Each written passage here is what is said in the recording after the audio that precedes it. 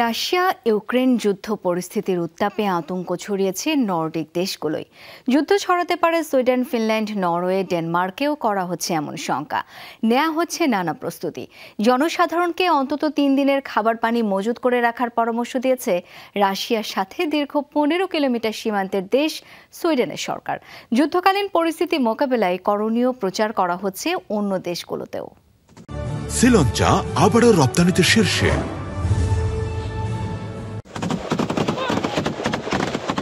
মার্কিন নির্বাচনের পর ক্রমেই উত্তপ্ত হচ্ছে রাশিয়া ইউক্রেন যুদ্ধ পরিস্থিতি। ডোনাল্ড ট্রাম্পের অভিষেকের আগেই যেন একটা দফা রফা করে ফেলতে চাইছে দুপক্ষই।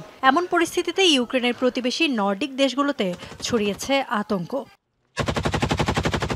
সম্ভাব্য যুদ্ধ পরিস্থিতি সামাল দিতে নানা পদক্ষেপ নিয়ে রাখছে দেশগুলো। সোমবার নাগরিকদের মাঝে in case of crisis or were নামের 30 পৃষ্ঠার একটি বুকলেট বিতরণ করেছে সুইডিশ সরকার। পরামর্শ দিয়েছে অন্তত 3 দিনের জন্য প্রয়োজনীয় খাবার ও পানি মজুত করে রাখার।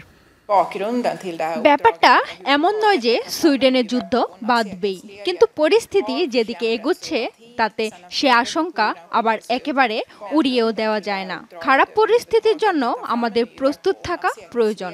জনগণকেও সেই প্রস্তুতিতে অন্তর্ভুক্ত করা উচিত।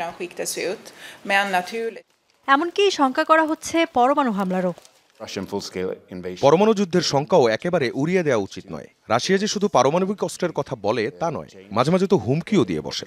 সেই দৃষ্টিভঙ্গি ও মানসিক প্রস্তুতি নিয়ে রাখাটাও জরুরি। মস্কোর সাথে সুসম্পর্ক থাকার পরও আমরা মনে করছি যে কোনো বড় সংঘাতের জন্য প্রস্তুত হওয়া প্রয়োজন। চলতি বছরই নিজ দেশে যুদ্ধ বেঁধে যাওয়ার ব্যাপারে অবশ্য আগে থেকেই সতর্ক করেছিলেন সুইডিশ প্রতিরক্ষা মন্ত্রী। জোর দিয়েছিলেন প্রতিরোধ সক্ষমতা বৃদ্ধির উপরও। এর আগে 2018 আর 22 সালে এমন বুকলেট বিতরণ করেছিল সুইডিশ সরকার। রাশিয়ার সাথে দীর্ঘ 15 কিলোমিটার সীমান্ত রয়েছে সুইডেনের। সুইডেন ছাড়াও যুদ্ধকালীন সতর্কতা বিষয়ক প্রচারণা চলছে ফিনল্যান্ড, নরওয়ে ও ডেনমার্কে। ইফাত আরা খন্দকার, যমুনা নিউজ।